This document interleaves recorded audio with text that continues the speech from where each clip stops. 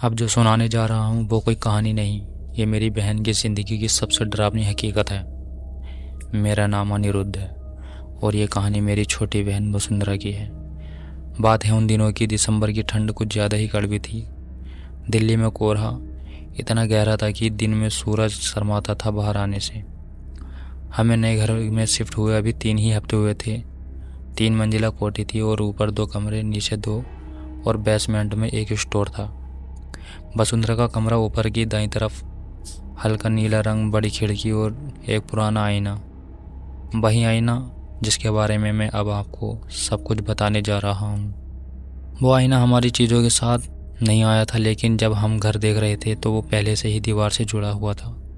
कांच इतना साफ था कि सामने खड़े हो जाओ तो शक हो जाए कि ये आईना है भी या नहीं। और सबसे अजीब बात तो ये है कि वो दीवार से जड़ा हुआ था, इतना कि निकालने की कोई जगह ही नहीं बची थी। वसुंधरा ने मुस्कुराते हुए कहा, मम्मी आईना अच्छा लग रहा है।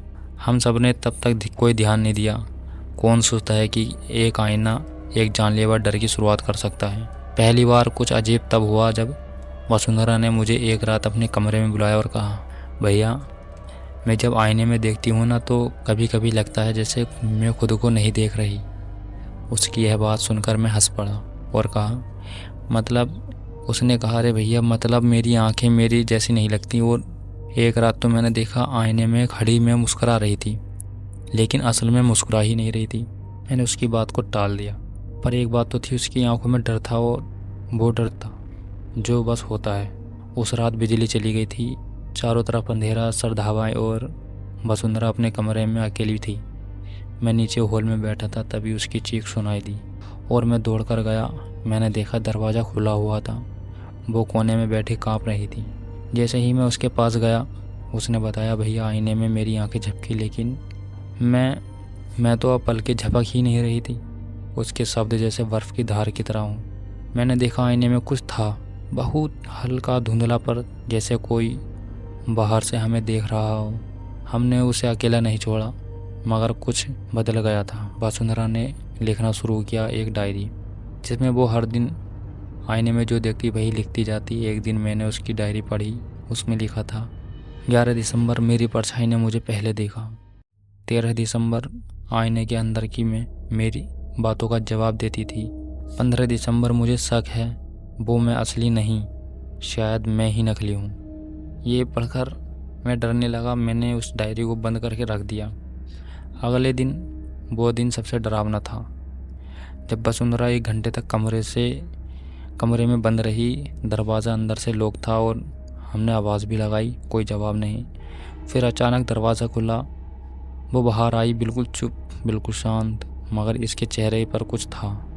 वो वसुंधरा नहीं थी। मुझे लगा मेरी बहन अब नहीं है। उस दिन से ये आईना कुछ और दिखाने लगा। जब कोई और उसके सामने खड़ा होता, उसे अपनी ही शक्ल नहीं दिखती थी। एक दिन मैंने देखा, मैं खड़ा था मगर आईने में मैं नहीं था। एक लड़की थी, बिना आंखों के, बस काले गड्ढे। मैं पीछे हटा और कांप गया। कुछ समय बाद रात को मुझे लगा कि आईने के अंदर कोई खरोंच रहा है, जैसे कोई बाहर निकलना चाहता हो।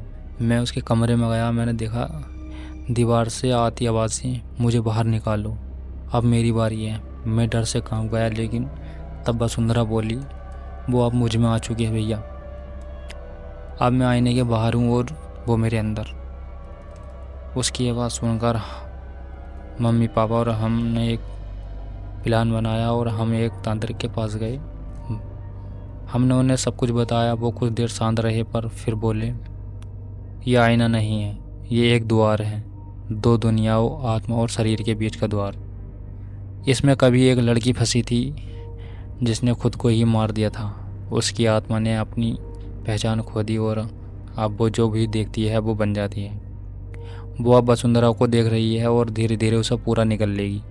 यह बात सुनकर हम सब डर गए और हमने घर आते ही उस आईनों को हटाने की कोशिश की, लेकिन दीवार खुद कांपने लगी।